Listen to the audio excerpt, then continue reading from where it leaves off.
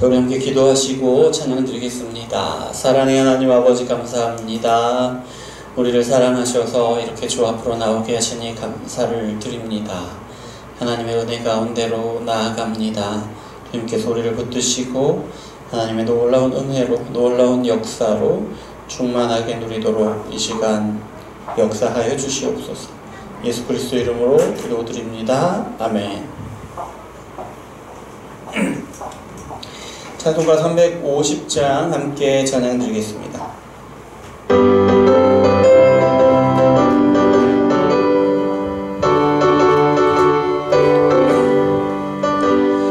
우리들이 싸울 것은 혈기 아니요, 우리들이 싸울 것은 육체 아니요, 마귀 권세 맞서 싸워 깨쳐버리고 죽을 영혼 살릴 것일세. 한 마음으로 힘써 나가세, 한 마음으로 힘써 싸우세. 악한 마귀 군사들과 힘써 싸워서 승전국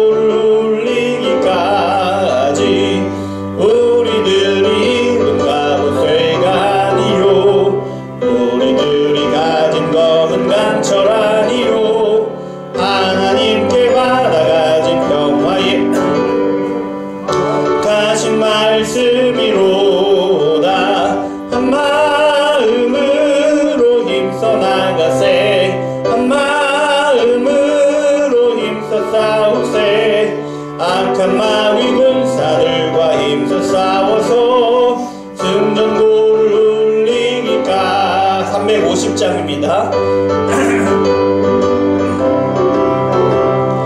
우리들의 대장 예수 앞서가시니 주저 말고 용감하게 힘써 싸우세. 죄의 승리 얻을 때까지 한 마음으로 힘써 나가세. 한 마음으로 힘써 싸우세. 악한 마귀 군사들과 힘써 싸워서 승전고를 울리니까. 죄악 중에 빠진 사람 죄를 뉘우쳐 십자가에 달린 예수 믿기만 하면 위태한 데 빠진 영혼 구원 얻어서 전국 백성 될 것임일세. 한 마음으로 힘써 나가세. 한 마음으로 힘써 싸우세. 악한 마귀 군사들과 힘써 싸워서 승전고를 울리. 다시 한번 찬양합니다. 우리들이 싸울 것은 혈기 아니요, 우리들이 싸울 것은 육체 아니요, 마귀 권세 맞서 싸워 죽을 영혼 살릴 것일세. 한 마음으로 힘써 나가세. 한 마음으로 힘써 싸우세. 악한 마귀 군사들과 힘써 싸워서 승전고를 울리기까지.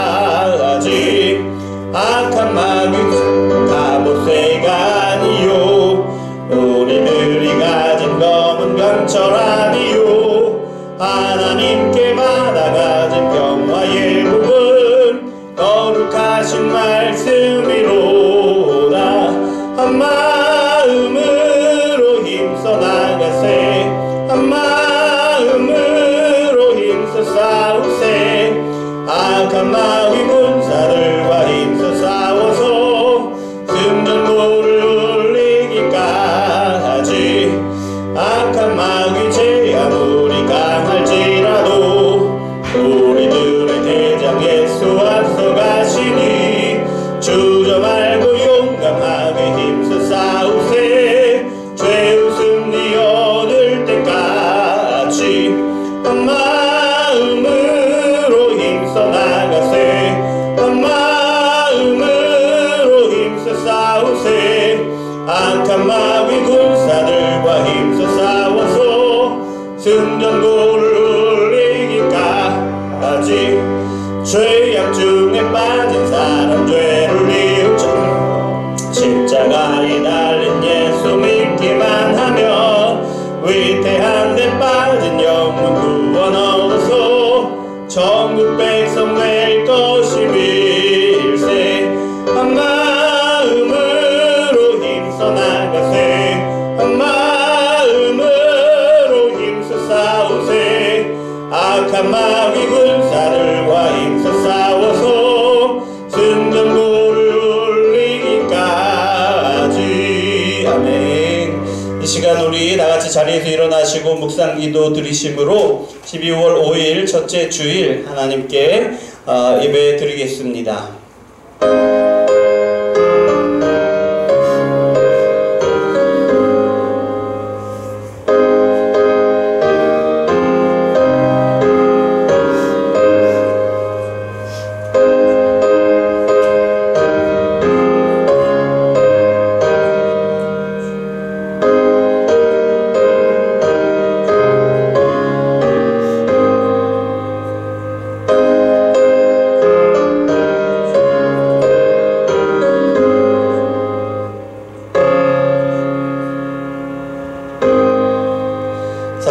감사를 드립니다. 하나님의 은혜로 주님을 예배하는 자리에 다시 섭니다. 주님의 영이 우리 가운데 함께 하셔서 하나님을 온전히 예배할 수 있도록 온 교회를 하나로 모으시고 한마음 되게 하여 주시옵소서. 예수 그리스도 이름으로 기도드립니다. 아멘. 이 시간 한 주간 우리의 삶을 돌아보시면서 회개의 기도를 드리겠습니다. 우리가 누구인지 기억하며 살았는지, 우리가 어떻게 살아야 하는지 주신 말씀에 비추어 우리 삶을 돌아보며 말씀으로 세우며 살았는지 기억하시며 회개의 기도를 드리겠습니다. 사랑의 하나님 아버지, 감사합니다. 우리를 사랑하셔서 이렇게 주 앞에 나오게 하시니 감사를 드립니다. 주 앞에 나올 때에 하나님, 우리가 우리 삶을 돌아봅니다. 하나님 모시기에 합당한 모습으로 우리 삶을 살아왔는지, 아버지 하나님, 우리가 누구인지도 잊어버리고 어떻게 살아야 하는지도 잊어버리고 우리를 구원하신 예수님의 그 은혜도 잊어버리고 우리의 삶을 인도하시는 예수 그리스도의 그 인도하심도 잊어버리고 바라보지 못하고 그렇게 살아오지 않았는지, 아버지 하나님, 우리의 삶을 돌아봅니다. 주님, 우리가 하나님 앞에 나올 때에 아버지 우리의 삶을 바라보니 아버지 너무나 부끄럽고 그런 소망이 없는 듯하나, 그러나 아버지 하나님, 그럼에도 불구하고 우리를 부르시니 아버지 하나님 너무나도 감사를 드립니다. 아버지 그 은혜 앞에 무릎을 꿇습니다. 주 아버지 하나님, 우리를 불쌍히 여겨주시고 긍휼히 여겨주시옵소서. 우리의 능력으로는 아버지 하나님의 그 백성임을 잊어버리게 하시사오고, 우리의 지혜로는 아버지 하나님 세상 가운데 세상의 지혜에 휩쓸려서 하나님이 주시는 지혜, 예수님이 주시는 말씀으로 주시는 지혜를 잊어버리고 아버지 그렇게 사는 것이 아버지 그렇게 너무 자연스러운 것이지만, 그렇게 우리가 부끄럽고 연약하지만, 그러나 아버지 하나님의 은혜 가운데로 부르시니 감사합니다. 우리를 자녀 삼으신 그 은혜 가운데로 부르시고 또다시 말씀으로 은혜를 주시고 우리를 만나주시니 감사를 드립니다.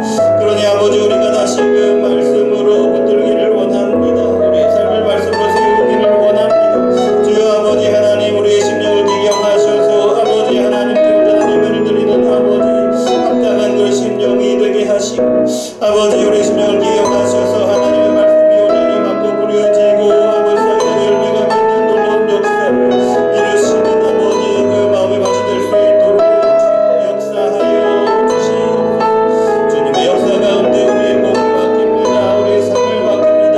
주 역사하여 주시옵소서. 예수 그리스도 이름으로 기도드립니다. 아멘. 다같이 자리에 앉으시고 찬송가 4장 하나님께 드리겠습니다.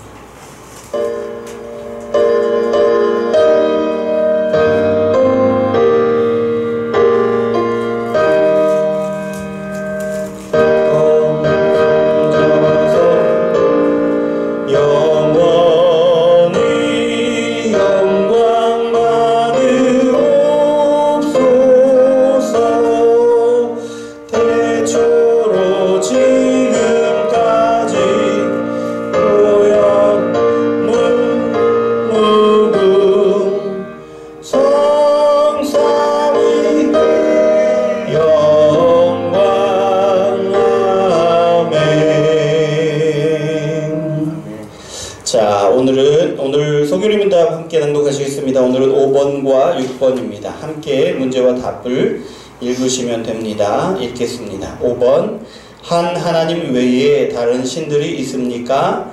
살아계시며 참되신 오직 한 하나님만 계십니다. 6번. 하나님의 신격에는 몇 위가 계십니까? 하나님의 신격 안에 성부, 성자, 성령 3위가 계시며 이 세 분은 한 하나님이시며 본질이 같고 능력과 영광이 동등하십니다. 아멘. 사도신경으로 우리의 신앙을 고백합니다. 전능하사 천지를 만드신 하나님 아버지를 내가 믿사오며 그 외아들 우리 주 예수 그리스도를 믿사오니 이는 성령으로 잉태하사 동정녀 마리아에게 나시고 본디오 빌라도에게 고난을 받으사 십자가에 못 박혀 죽으시고 장사한 지 사흘 만에 죽은 자 가운데서 다시 살아나시며 하늘에 오르사 전능하신 하나님 우편에 앉아 계시다가 저리로서 산 자와 죽은 자를 심판하러 오시리라. 성령을 믿사오며 거룩한 공회와 성도가 서로 교통하는 것과 죄를 사하여 주시는 것과 몸이 다시 사는 것과 영원히 사는 것을 믿사옵나이다. 아멘. 찬송가 200장 함께 찬양 드리시겠습니다.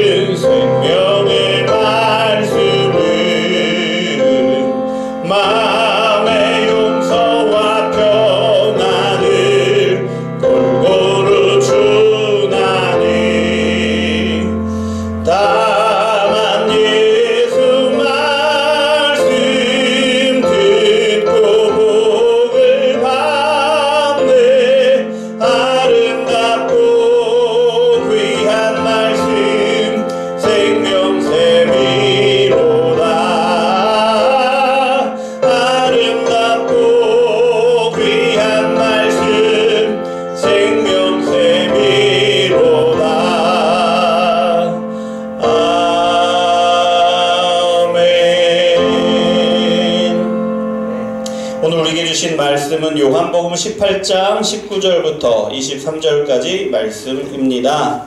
요한복음 18장 19절부터 23절 말씀 함께 읽습니다.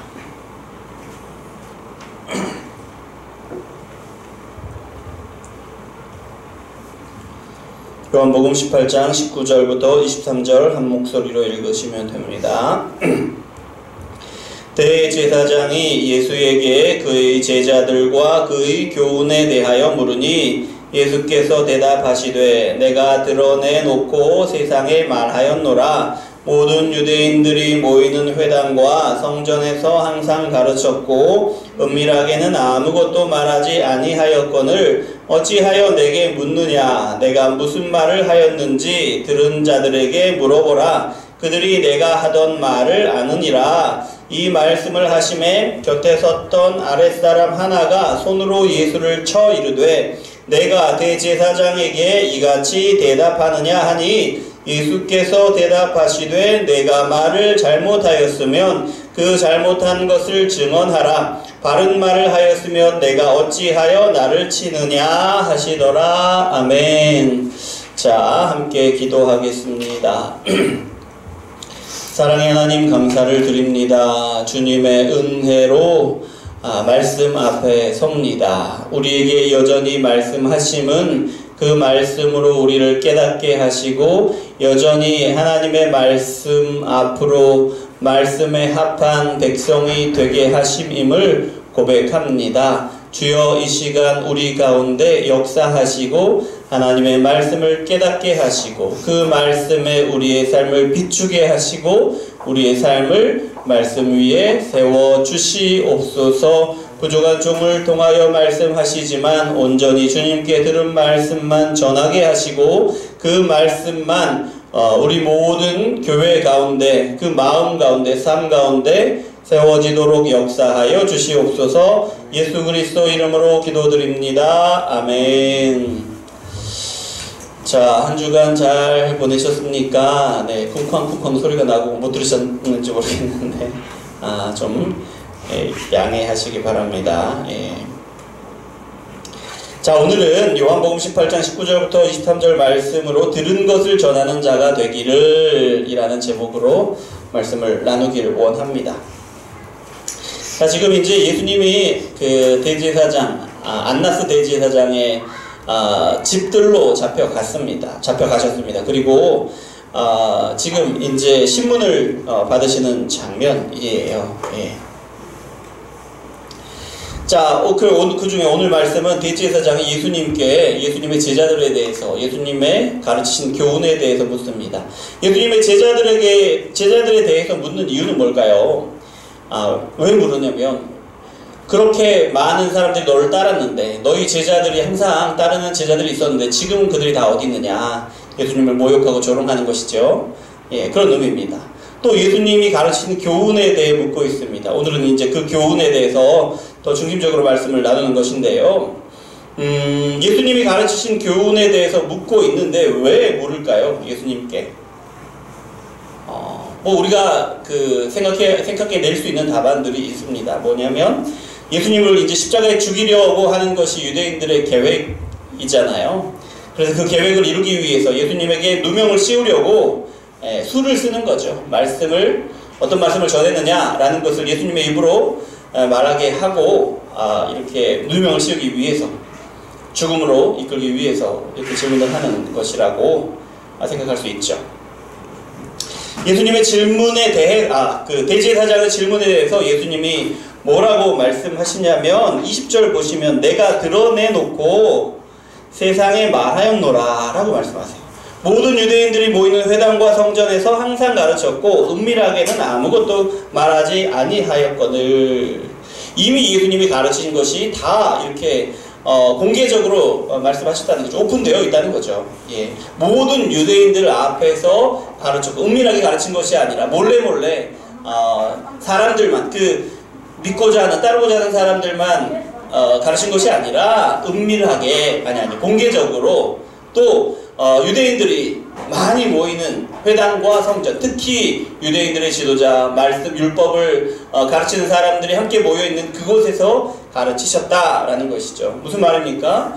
물을 필요가 없다. 이미 다 알고 있지 않느냐, 그런 말씀인 거죠.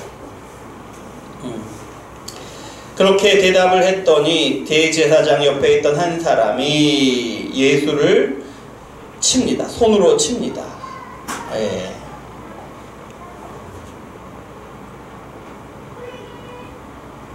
감히 대제사장님 앞에서 불손한 태도를 보였다는 거죠. 그냥 물으면 대답하면 될 것이지, 어디 감히 대제사장님 앞에서 그렇게 불손하게 대답하느냐라고 하는 거죠. 예수님이 대답하십니다. 뭐가 잘못되었느냐? 잘못된 것이 있으면 증언하라. 예수님이 부당하게 신문당하시는 것을 보여주고 있죠. 부당하게 폭행을 당하시는 것을 우리가 눈으로 보게 하십니다.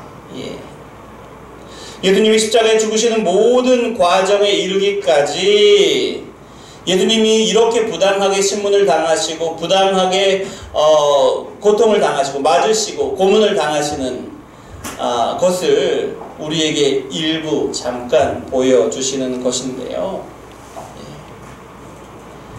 예수님이 십자가에 죽으시기까지 사람들이, 유대인의 지도자라는 사람들이 그 죄인의 악함으로, 부당함으로 예수님을 그렇게 대하고 십자가 죽음으로 이끌어갔다라는 것을 우리에게 엿보게 하는 장면이 바로 오늘 장면입니다.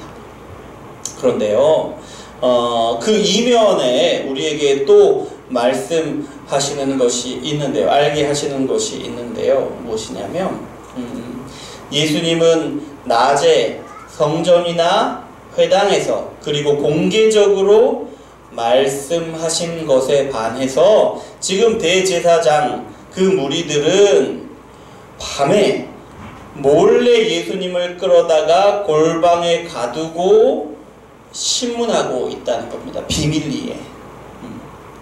아주 분명한 차이를 보여주고 있는데요. 무엇을 보여주는 거냐면 그 행함의 정당성을 보여주는 겁니다. 그것이 얼마나 정당한가. 유대인의 대제사장들이 사람들의 눈을 피해 몰래 골방에서 예수님을 신문하는 것은요, 스스로가 하는 일이 정당하지 않다는 것을 자신들의 행동으로 보여주고 있는 거예요. 정당하다면 대낮에 회당이나 성전에서 예수님을 그렇게 신문했겠죠. 사람들이 많은 곳에서. 대제사장이라면 누구나, 유대인이라면 누구나 그 말에 귀 기울여 들을 것입니다. 대제사장이 하는 일이라면 누구나 그것이 옳은 일이다라고 믿는단 말이죠. 유대인들은. 그럼에도 불구하고 낮에 회당이나 성전에서 공개적으로 할 수가 없는 일이라는 거예요. 예수님을 신문하는 일이. 왜요? 정당하지 않으니까. 지금 대제사장이 하고 있는 이 일이 얼마나 정당하지 못한지, 얼마나 악한 일인지를 스스로 자신들의 행동들로서 증명해 보이고 있는 거예요. 이미 자신들도 알고 있는 것이죠. 조금 더 나아가면 예수님을 믿지 않는 사람들이 어떤 사람들인지 우리에게 보여주고 있는 거예요. 예수님을 믿지 않는 사람들은 어떤 사람들인가? 대제사장이잖아요. 대제사장, 거룩한 대제사장. 하지만 예수님을 믿지 않습니다. 율법을 너무나 잘 알고 있고 누가 보아도 율법을 너무나 잘 지키는 사람이지요. 하지만 예수님을 믿지 않는 사람이지요. 사람들이 그 사람을 어떻게 생각하건, 그 사람이 얼마나 율법을 잘 지키고 얼마나 바른 삶을 살아가고 있건, 예수님을 믿지 않는 사람은 이렇게 악하다, 이렇게 정당하지 못하다라는 거예요. 죄인이기 때문에 어두운 가운데 몰래 하나님을 그렇게 대적하려는 것이죠. 그런 사람이라는 거예요. 죄인은. 사람들이 보기에 그의 모습이 어떠하든 죄인은 하나님을 그렇게 어두운 데서 대적하는 사람들이다. 그런 사람들이 밝고 공개적인 데서는 어떻게 살아갑니까? 거룩하고 존경할 만하고 사람들에게 큰 영향력을 미치면서 살아가죠. 대제사장이 그런 사람이잖아요. 그런데 어두운 가운데 몰래 숨어서는 하나님을 대적하는 악한 일들을 서슴지 않는다는 거예요. 예수님을 믿지 않는 죄인들은 그렇게 한다라는 거죠. 그래서 여러분, 사람들은 겉으로 보여지는 부분을 극도로 신경을 씁니다. 고상하고 우아하게 보이기를 원하고요. 좀 있어 보이기를 원하고요. 강해 보이기를 원하고요. 심지어는 거룩해 보이고 믿음이 좋아 보이기를 원합니다. 사람들이 그렇습니다.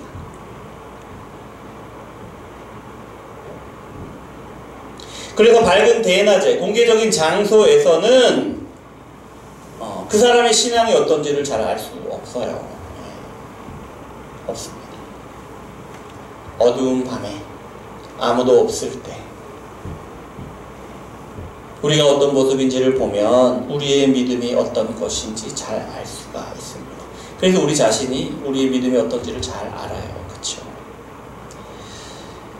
코람데오라는 말이 유행했던 때가 있어요. 하나님 앞에서라는 히브리어인데, 언제 어디에서 무슨 일을 하든지 하나님 앞에 서 있는 것처럼 하라라는 그런 의미죠. 하나님 앞에서 행한다면 어둡고 악한 행실을 바로잡을 수 있을 것이기 때문에 그렇죠. 어디서 언제 어떤 일을 하든지 하나님을 대하듯이 하자라는 그런 것인데요. 그런데 한 가지 생각해야 하는 것이 있습니다. 중요한 것은 어떤 행동을 하느냐, 그것이 중요한 것이 아니다 라는 거. 중요한 것은 예수님을 믿느냐 하는 것에 있다. 다르게 말하면 하나님을 어떻게 대하고 있느냐가 중요하다는 거. 하나님을 어떻게 대하고 있느냐, 어떻게 생각하고 어떻게 하나님을 대하고 있느냐가 중요하다는 거죠. 우리의 행동이 사람에게 어떻게 보이느냐가 중요한 것이 아니다라는 거죠. 하나님이 우리의 행동을, 우리의 삶을, 우리의 말을 바라보실 때 그것을 어떻게 보시느냐, 그것이 중요한 것이다 라는 거죠. 대제사장은 어떤 사람입니까?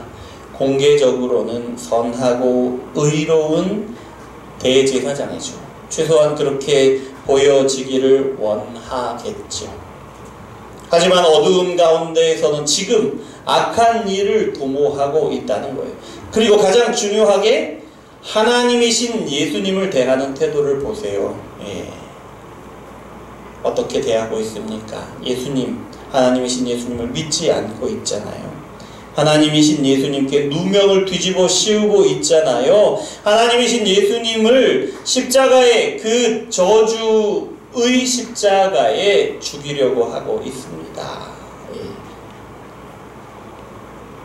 죄인이 얼마나 악한지를 우리에게 보여주는 거예요. 설사 그 사람의 모습이 거룩하고 율법에 잘 순종하는 사람으로 보이는 대제사장의 모습으로 보이는 그런 사람일지라도 그 사람이 예수님을 믿지 않을 때, 그러니까 구원받지 못한 죄인일 때에 이렇게 어두운 데서 하나님께 누명을 뒤집어 씌우고 하나님께 저주를 퍼붓는 그런 행동을 한다라는 것이죠. 그러면서 뭐라고 합니까? 하나님이 나의 자유를 억압한다고 하지요. 나를 가난하게 만들고 고난받게 하고 슬프게 만들고 괴롭게 한다라고 말하는 거죠. 반면에 예수님은 어떻게 하십니까? 예수님이 어떻게 하셔요? 모든 유대인들이 모이는 회당에서, 성전에서 항상 가르치셨고 은밀하게는 안 하셨다고 말씀하고 있어요. 왜요? 예수님이 가르치신 모든 것이 부끄러움이 없기 때문에, 예수님이 가르친 모든 것이 모든 유대인들이 다 들어야 하는 것이기 때문에 공개적으로 회당과 성전에서 그렇게 가르치셨다라는 거죠. 모든 사람이 들어야 하니까. 21절 말씀 다시 한번 읽어볼까요? 어찌하여 내게 묻느냐? 내가 무슨 말을 하였는지 들은 자들에게 물어보라. 그들이 내가 하던 말을 아느니라.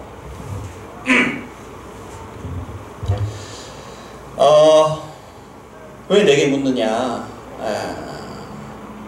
내게 들은 사람들에게 물어보면 그 사람들이 다 알 것이다, 다 말해줄 것이다 라는 말씀인데, 이미 대제사장도 알아요. 예수님이 어떤 말씀을 하셨는지 대제사장도 압니다. 알고 있어요.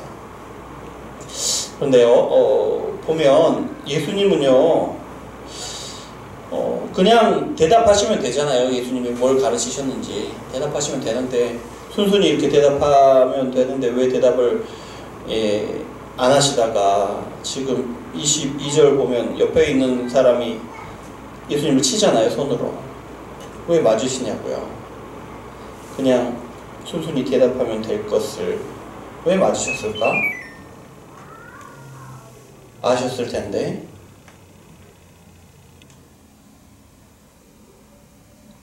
(20절) 말씀 다시 한번 보시면, 예수님께서 대답하시되 다음에 바로 뭐라고 말씀하시냐면, 내가 드러내놓고 세상에 말하였노라.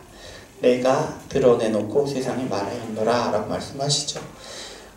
대제사장의 질문은 뭐냐면, 공개적으로 모든 사람 앞에서 하신 예수님의 그 말씀을 어둡고 은밀한 골방으로 끌어들이고 있는 거예요.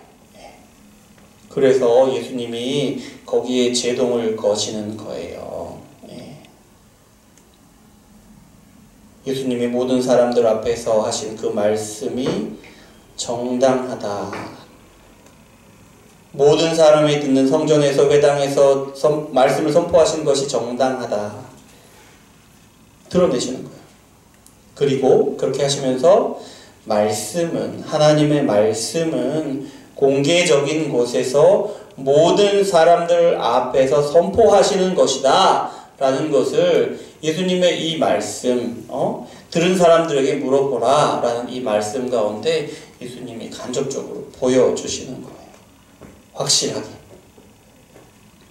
근데 조금 더 생각해 보면요, 예수님의 이 말씀이 보면 예수님을 심판하는 사람, 그러니까 예수님을 이렇게 신문하는 사람을 대하는 말씀이 아니라는 것을 볼 수 있어요.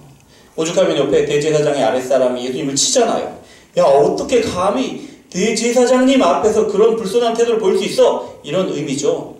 대제사장의 아랫사람이 예수님을 친 것은 예수님이 누군지 모르니까 그렇게 감히 할 수 있었을 텐데, 어쨌든 그런 의미죠.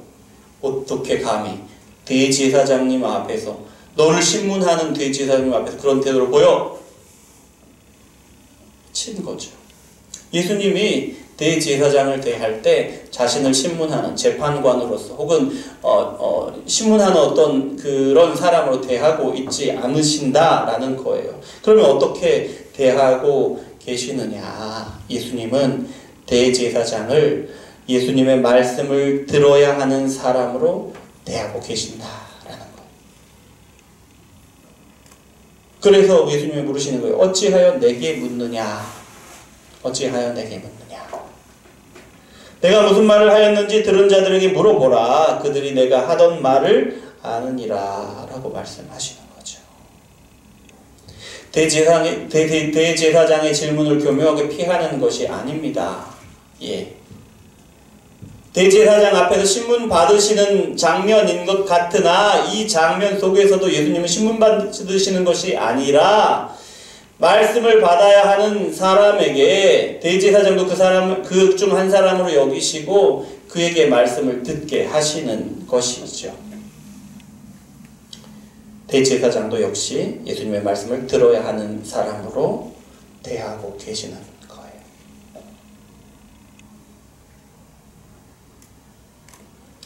예수님이 지금 죄인으로 잡혀갔으니까 우리 기준으로 보면 죄인의 입장에서 나를 어떻게 심판할지가 그 사람 한마디에 달려있는 거잖아요. 죄인의 입장에서 나를 판단하는 사람, 그 사람으로 대제사장을 대할 일이 아닌 거죠. 예수님의 입장에서. 예수님은 모든 유대인과 마찬가지로 대제사장도 그저 예수님의 말씀을 듣고 믿어서 구원을 받아야 하는 한 사람의 죄인에 불과한 거예요. 대제사장도 예수님 앞에서는. 하나님의 백성을 구원하셔서 하나님 나라를 회복하시려는 하나님의 큰 그림에서 예수님은 지금 이 상황을 보고 계시는 거예요. 그러니 대제사장 앞에서 죄인으로서 자신을 변호해야 하는 사람으로서 서지 않으시는 거죠. 그래서 이 점을 일깨워 주시려는 거예요. 지금 내가 나한테 질문하는 것이 옳지 않다. 내가 한 말을 왜곡해서 나를 고난받게 하는 것이 옳지 않다라는 말씀인 거죠.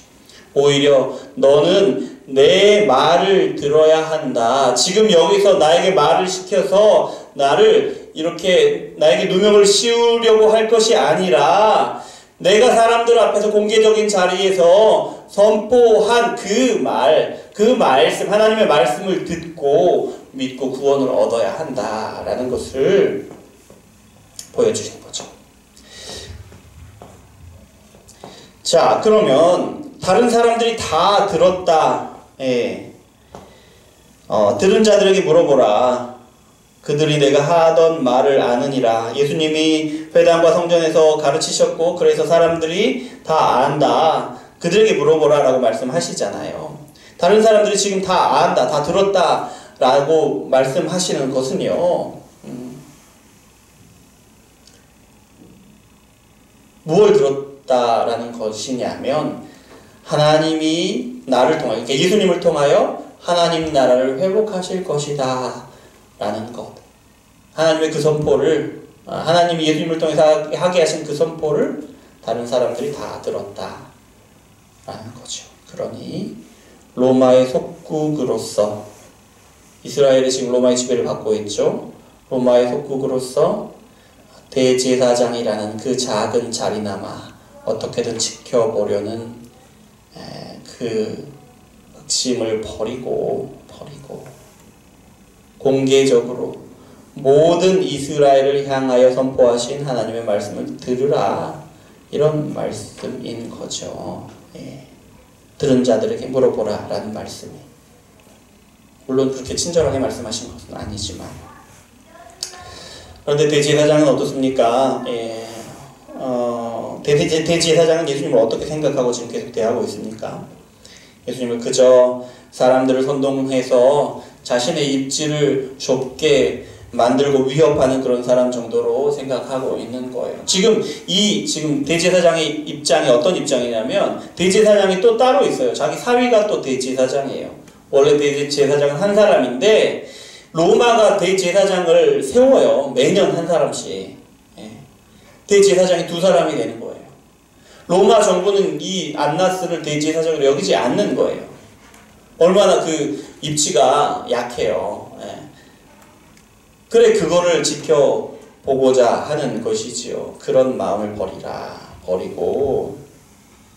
그래서 그러니까 예수님을 생각할 때 지금 그 작은, 그 좁은 입지마저도 위협하는 존재로 여기는 거예요.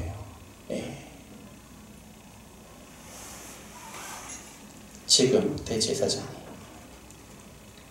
이 목적을 위해서 예수님을 희생하는 것이 좋겠다 결론을 내린 것이고, 그래서 지금 예수님께 묻고 있는 거예요. 네가 뭘 가르쳤느냐? 거기서 이제 꼬투리를 잡으려고 몰래 어둠을 틈타 말씀을 듣게 되면 그것을 조작해도 아무도 누가 뭐라고 할 수 없는 거니까요. 적어도 지금 대제사장은 그렇게 생각하고 있는 겁니다. 예수님이 질문하시잖아요.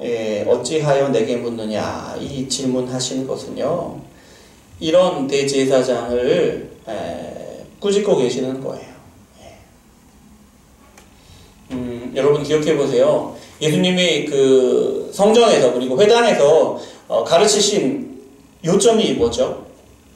뭘 가르치셨어요? 예수님이 이스라엘이 기다리던 메시아다라는 것을 가르치셨습니다. 그러니까 예수님을 믿고 구원을 받으라, 하나님의 백성이 되고 하나님 나라를 회복하라 라는 말씀이에요. 그것을 가르치셨다는 거죠.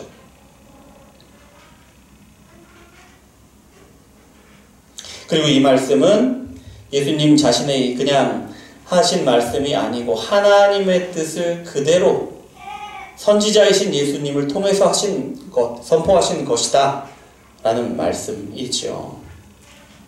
그러면 선지자의 입을 통하여 선포된 하나님의 말씀을, 이 말씀을 들은 이스라엘 사람들이 어떻게 해야 합니까? 그 말씀을 듣고 말씀 앞에 엎드려 회개해야죠. 돌이켜야죠. 그동안 하나님을 대적하는 삶에서 벗어나서 하나님을 내 삶 가운데 영접해 드려야 하죠. 그것이 회개하는, 이스라엘이 당연히 취해야 하는 회개하는 자의 모습이죠.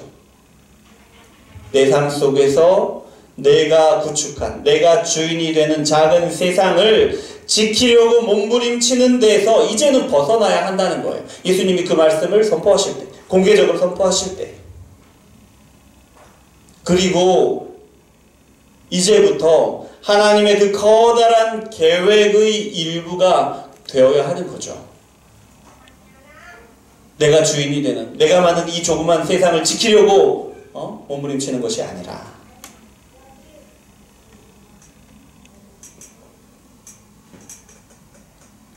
하나님의 계획을 외면하고 하나님의 계획을 마치 나의 행복을 위협하고 나의 성취를 빼앗아가는 것으로 왜곡하려는 그런 마음에서 우리가 빠져나와야 한다. 놓여야 한다는 거죠.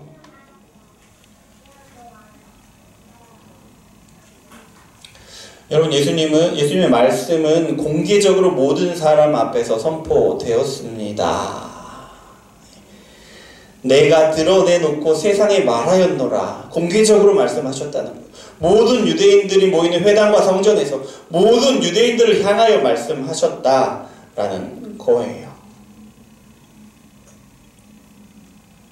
그리고 예수님이 뭐라고 하십니까?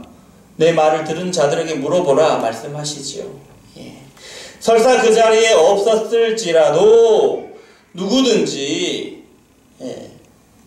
곧 알 수 있었다. 그 자리에 있던 사람들이 전하는 말로 곧 알 수 있었다라는 것을 보여주지요.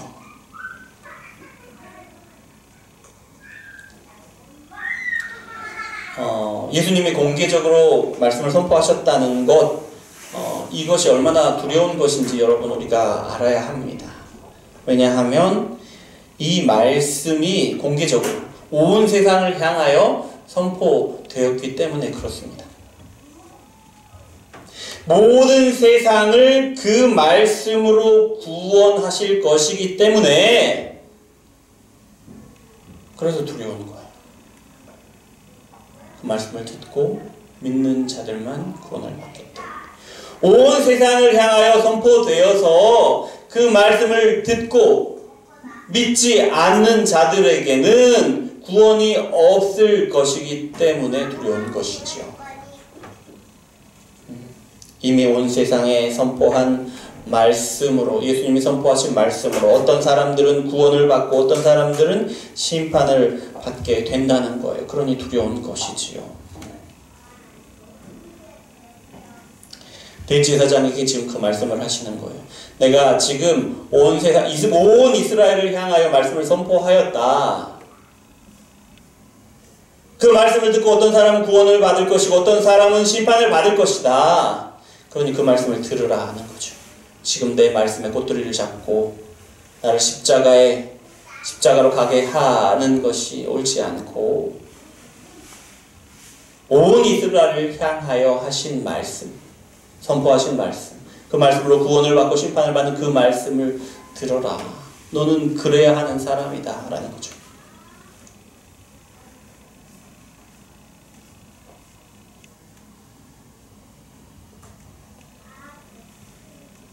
예수님을 믿는 사람들은, 그 말씀을 듣고 예수님을 믿는 사람들은 하나님의 백성이 되고 그렇게 해서 하나님 나라의 구성원이 되어서 하나님 나라를 세워나가게 되는 것이고, 그렇게 이미 말씀이 공개적으로 선포된 마당에 이 말씀을 듣고도 믿지 않는 사람들은 스스로 하나님의 백성이 되기를 포기하는 것이니, 거부하는 것이니, 그러니 공개적으로 선포된 하나님의 말씀을 들으라 라는 거죠. 그렇지 않으면 하나님 나라에 들어갈 수가 없다.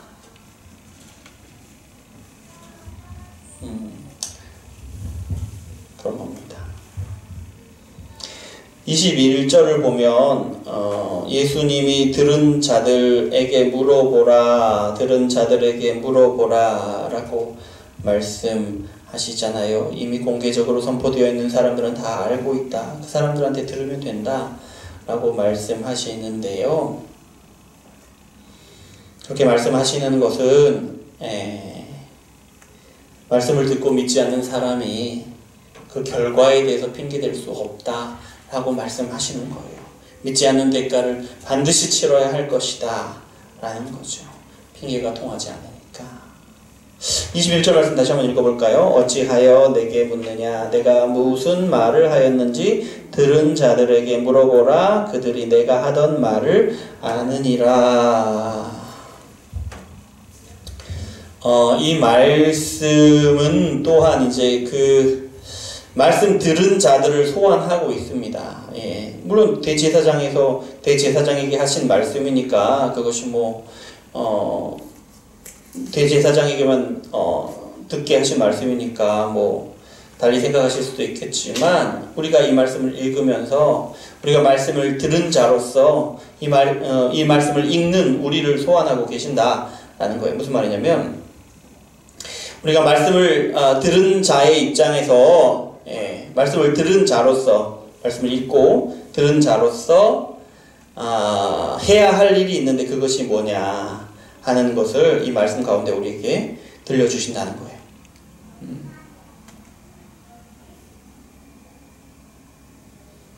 우리가 들은 자로서 해야 할 일이 무엇이냐. 지금 대제사장처럼 예수님의 말씀을 듣지 않고 예수님의 말씀을 왜곡하고 예수님을 모욕하고 예수님을 대적하려고 하는 사람들에게 무엇을 해야 하느냐. 우리가 들은 대로 들은 말씀을 알려주어야 한다. 전해주어야 한다라는 겁니다.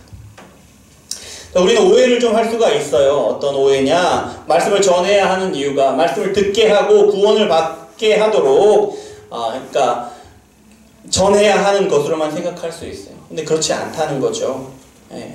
물론 말씀을 듣게 하고 구원을 받게 하는 것이 하나님 나라를 세우시는 예수님의 큰 일을 우리도 하는 것이니까 그것이 너무 중요합니다만은 그것뿐만이 아니라 하나님의 말씀을 듣지 못하였다고 핑계대는 사람들의 입을 막는 것도 우리가 말씀을 전해야 하는 중요한 이유라는 거예요. 이렇게 우리가 하나님의 말씀을 들어서 알고 있는데 그래서 하나님의 말씀을 세상 가운데 지금 들려주고 있는데 계속해서 어떻게 못 들었다고 핑계를 댈 수가 되겠습니까? 될 수가 있겠습니까? 마지막 날에 예수님이 세상을 심판하실 때에 아무도 핑계 댈 수 없도록 우리가 예수님께 들은 바를 전하는 것, 그것이 우리에게 중요한 일이다. 우리가 말씀을 전하는 것이 또한 심판하는 것이다. 그것이 중요한 것이다 라는 거죠. 하지만 사람들을 구원하는 일과 사람들을 심판하는 일을 우리 입장에서 볼 때는요, 우리가 하는 일이라는 점에서 볼 때 우리가 하는 일은 동일합니다. 우리는 그저 말씀을 전하는 거죠. 우리가 예수님의 말씀을 전하면 어떤 사람들은 예수님을 믿고 구원을 받습니다. 하나님의 택한 백성이죠. 우리가 말씀을 전하면 어떤 사람들은 들으려고 하지 않고 믿지 않을 것입니다. 그리고 이렇게 생각할 거예요. 예수님의 말씀이 혹은 예수님이 자신들의 행복을 제한하거나 자신의 재산을 뺏거나 자신들이 가진 어떤 것을 위협한다고 그렇게 생각할 거예요. 뭡니까? 이 생각해보세요. 이게 뭡니까? 예수님에 대해서, 예수님의 말씀에 대해서 왜곡하고 누명을 씌우는 거죠.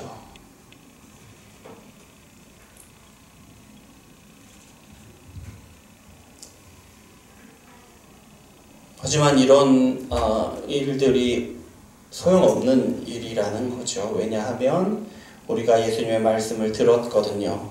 우리가 그들을 위해서 예수님이 들려주신 말씀을 전할 것이거든요.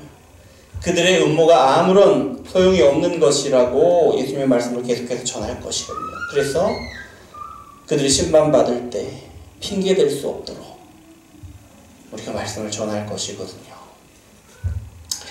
21절 말씀을 통해서 우리를 소원하고 계시는 것인데 우리가 말씀을 전하는 사람들이라는 소명을 우리에게 확인시켜 주시는 겁니다. 우리가 들은 말씀을 전하는 것, 그것이 우리의 소명이다. 목회자, 설교자니까 설교자의 소명이다. 이것이 아니라, 이것뿐만 아니라 우리가 설교자의 입을 통해서 성경을 읽으면서 예수님의 목소리를 통해서 들은 그 말씀을 우리 주변에 있는 분들에게 전하는 사람들이다. 이것이 우리의 소명이라는 거예요. 예수님께 들은 말씀을 멋지게 아주 그냥 논리적으로 설득력 있게 전하면 좋겠지요.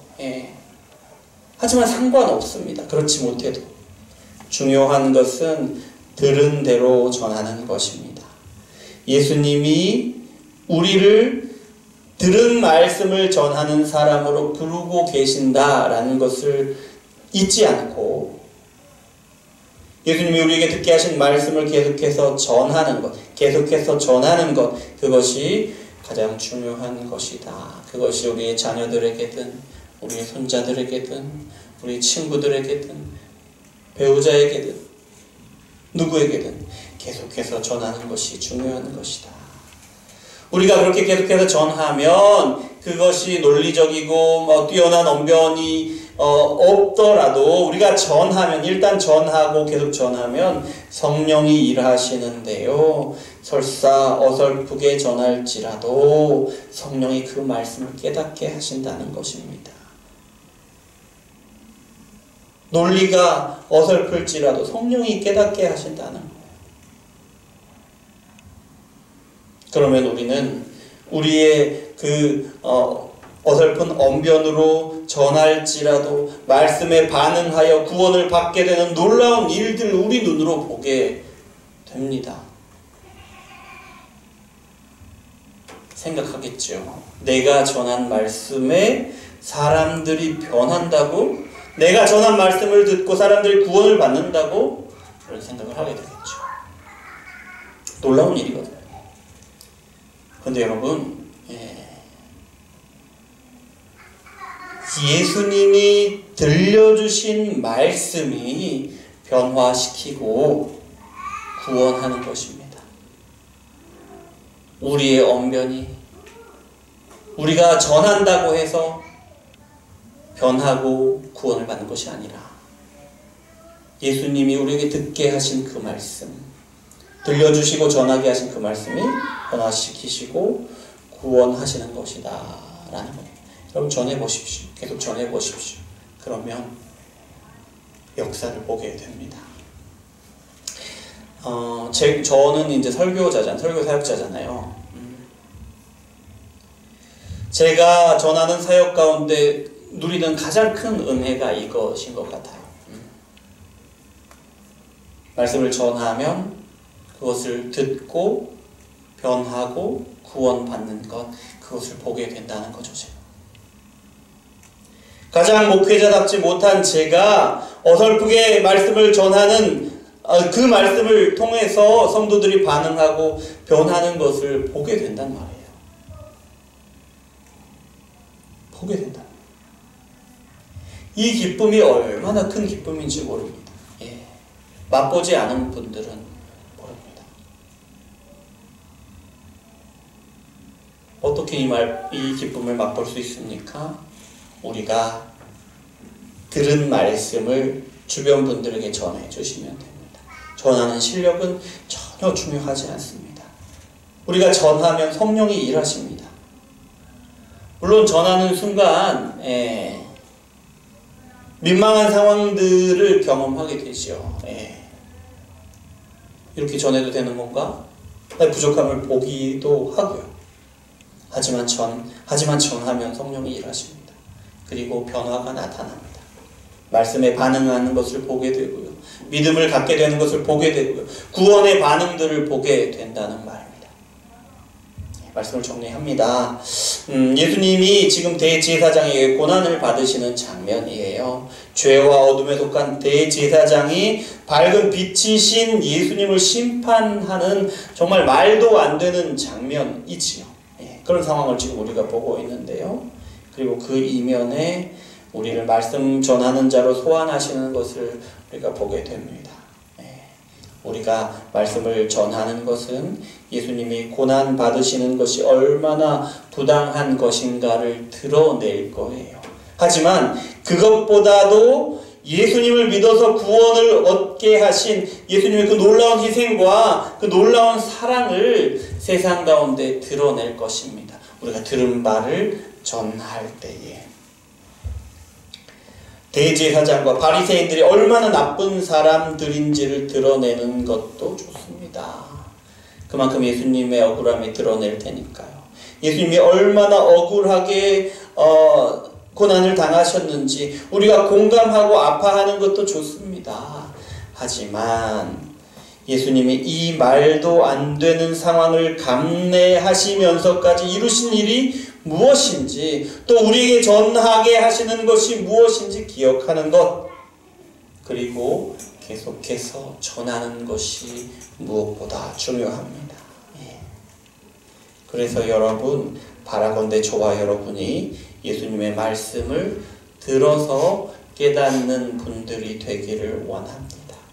우리가 들어서 깨달은 바를 전하는 그런 분들이 되기를 원합니다. 그러는 가운데 생명을 구원하시는 하나님의 놀라운 역사를 우리가 경험하게 될 것입니다. 그 기쁨의 은혜를 우리가 누리고 또 계속해서 누리시기를 소망합니다. 기도하겠습니다. 하나님 감사합니다. 우리를 사랑하셔서 이렇게 주 앞에 나와 말씀 듣게 하시니 감사를 드립니다. 예수님께서 그 악한, 어둡고 악한 음침한 곳에서 악한 일을 도모하고 있는 죄인에게 신문을 받으시는 장면을, 그 어처구니 없는 장면을 우리가 봅니다. 그러는 가운데 우리를 주님께서 가르쳐 주신 말씀을 전하는 자로 소환하시는 부르심을 듣게 됩니다. 주여, 우리가 예수님께 들은 바를 전하는 자들 되기를 원합니다. 우리가 우리의 표현이 얼마나 세련됐건 투박하건, 우리가 얼마나 논리적으로 전할 수 있건 없건 그런 것과는 상관없이 우리가 예수님께 들은 바를 전하고 또 계속해서 전하는 자가 되어서 우리의 그 전함으로 인하여 사람들이 변화되고 예수님을 믿게 되고 구원하시는 놀라운 역사들을 우리 눈으로 보게 하여 주시옵소서. 그 기쁨을 우리가 누리고 계속해서 누릴 수 있도록 우리 가운데, 우리 교회 가운데 역사하여 주시옵소서. 예수 그리스도 이름으로 기도드립니다. 아멘. 찬송가 199장 찬양하시면서 준비하신 예물 드리시겠습니다.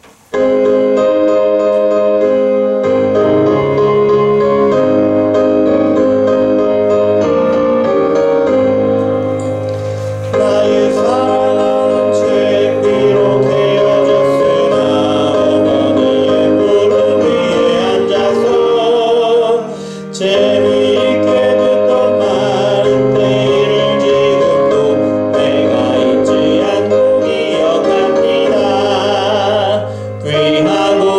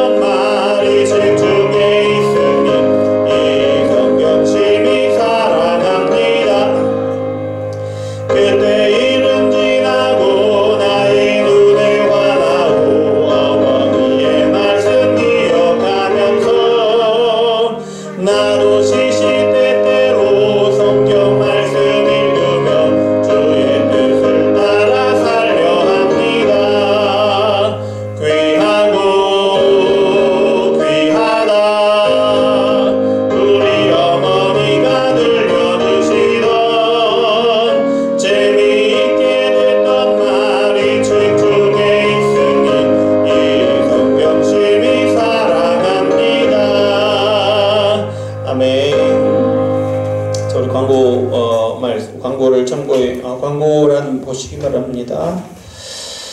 네, 우리 8번 보십시오. 8번만 보시면 될 것 같습니다. 자, 한북노회 시찰회가 우리 교회가 속한 노회가 한북노회입니다. 함경북도 한북입니다. 무지역노회라고 하는데요. 12월 16일 목요일에 오전 11시에 우리 교회에서 진행이 됩니다. 기도해 주시면 좋겠어요. 은혜 가운데 잘 진행될 수 있도록. 그리고 이제 그때 시간이 좀 가능하시면 오셔서 목사님들을 좀 이렇게 안내하고 대접하는 것을 좀 도와주시면 좋을 것 같은데요. 이제 상황 보시고 말씀해 주시면 될 것 같습니다. 그리고 참고로 우리 교회는 강서 시찰, 그러니까 한북노회의 강서 시찰에 속합니다. 그리고 우리가 속한 한북노회는 대한예수교 장로회 합동측총회에 속한 그런 노회입니다. 그러니까 우리 교회가 대한예수교회 장로회 합동측의 한북노회의 강서 시찰에 속한 교회다라는 것은 알고 계시면 좋을 것 같습니다. 네, 그리고 위에서 기도해 주시기 바랍니다. 자, 우리 찬송가 407장 1절 찬양하시고 잠깐 기도하는 시간 갖겠습니다. 407장 1절입니다.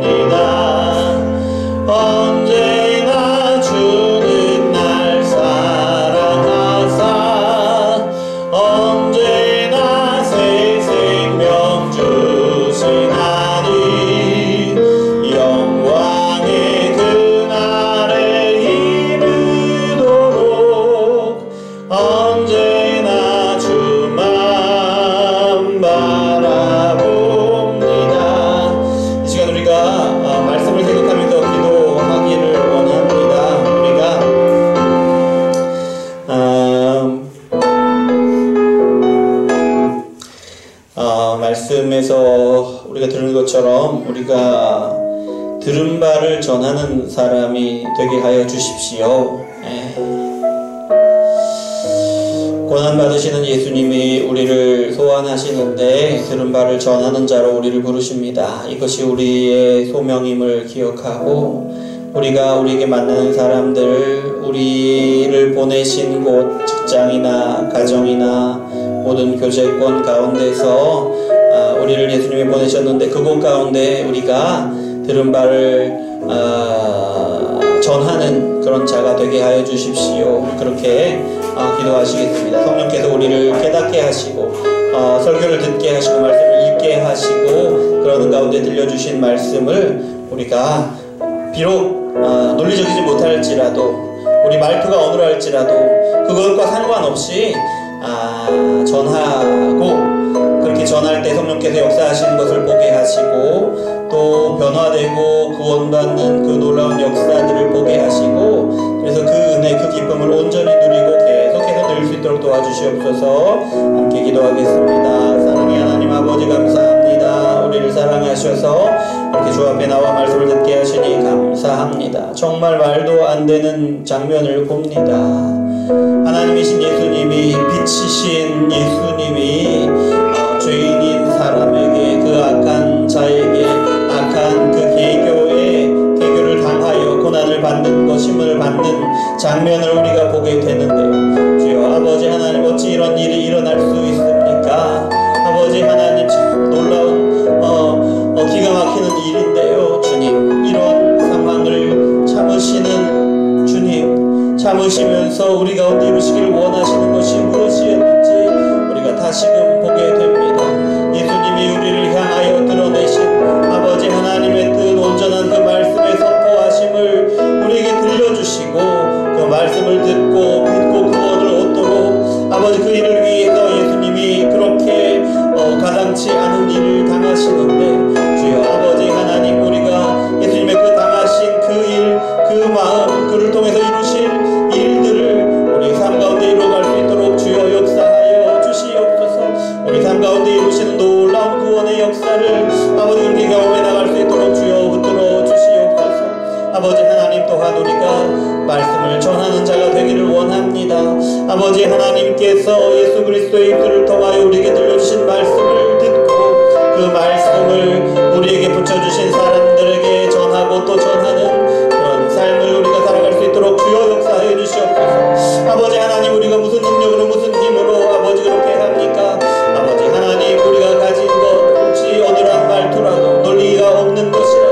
그저 전할 수 있도록 주여 역사하여 주시고 아버지 그렇게 전할 때에 하나님께서 하나님의 성령께서 역사하시는 것을 보게 하여 주시고 그렇게 변화되고 그렇게 구원을 받고 구원의 증언들이 나타나는 아버지 그런 놀라운 경험들 놀라운 기쁨의 경험들을 해나갈 수 있도록 주여 역사하여 주시옵소서. 그런 삶이 우리 삶이 되게 도와주시고 그런 교회가 우리 교회가 될 수 있도록 주여 역사하여 주시옵소서.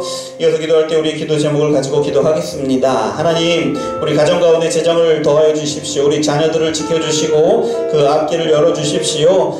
또 온 가정이 온전히 예수님을 믿음으로 하나 되게 도와주시고 또 우리 질병으로 고통당하고 있습니까? 연약함으로 고통당하고 있습니까? 하나님 치유하여 주시고 회복하여 주시고 셈을 주시고 또 마음의 어려움들 관계의 어려움들 또 마음의 상처 질병들을 안고 있습니까? 하나님 치유하여 주시라고 함께 기도하겠습니다. 사랑의 하나님 아버지 감사합니다. 하나님께서 우리를 사랑하셔서 우리에게 가정이라는 귀한 하나님의 나라를 주시니 감사를 드립니다. 무엇보다도 우리 가정이 하나님께서 기뻐하시는 하나님의 작은 나라로 온전히 견고하게 세워지게 도와주시옵소서. 온 가족들이 하나님의 말씀을 듣고 기뻐하며 그 말씀에 순종할 수 있도록 하나님의 성령이 우리의 모든 가족들을 붙드시고 역사하시고 인도하여 주시옵소서.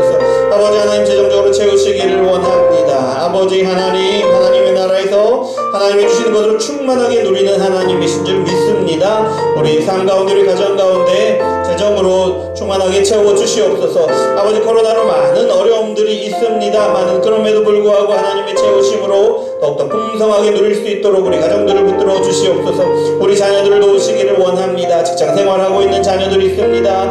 아버지 입시 중인 자녀들이 있습니다. 또 공부하는 가운데 있는 자녀들이 있고 아버지 배우자를 찾고 있는 자녀들도 있고 아버지 하나님 우리 자녀들을 붙들어 주시옵소서.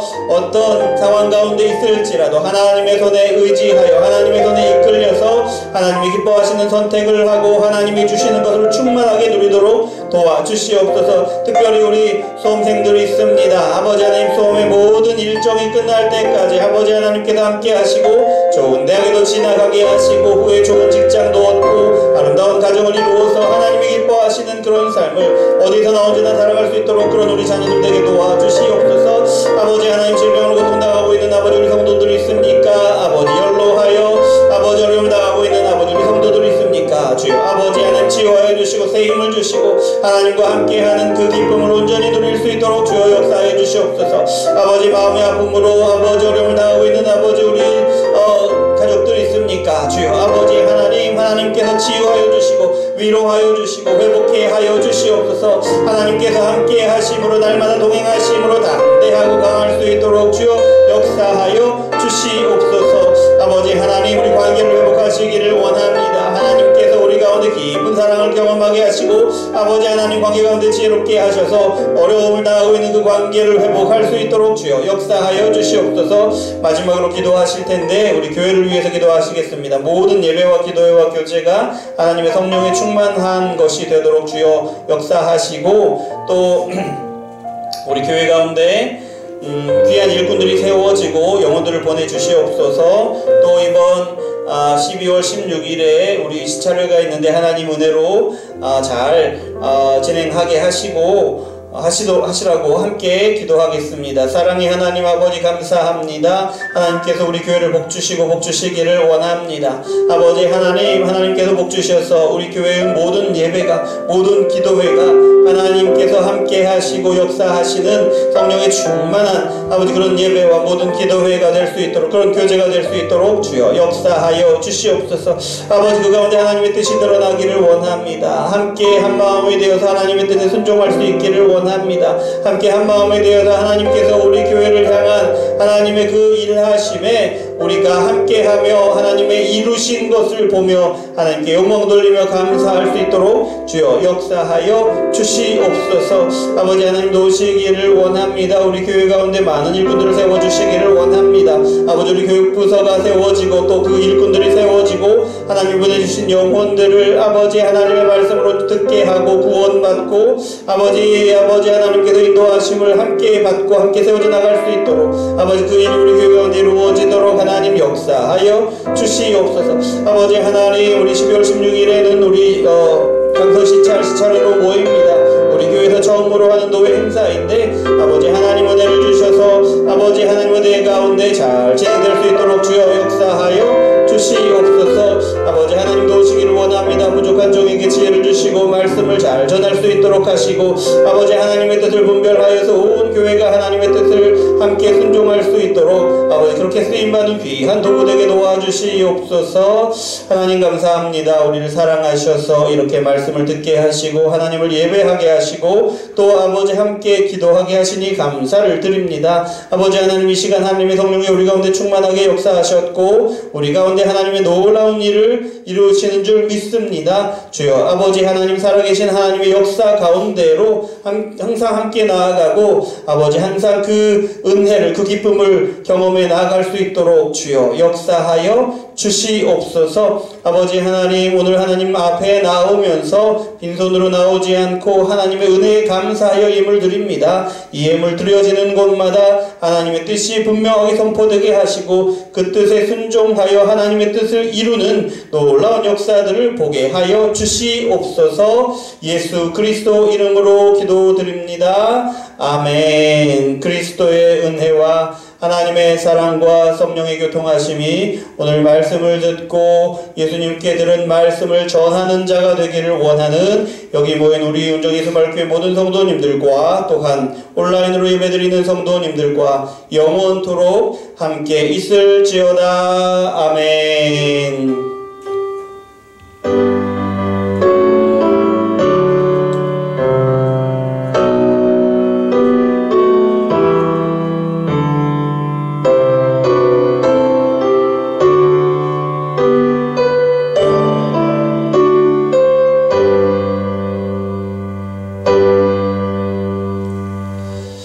예배를 마쳤습니다. 하나님께 영광의 박수 올려드립니다. 감사합니다.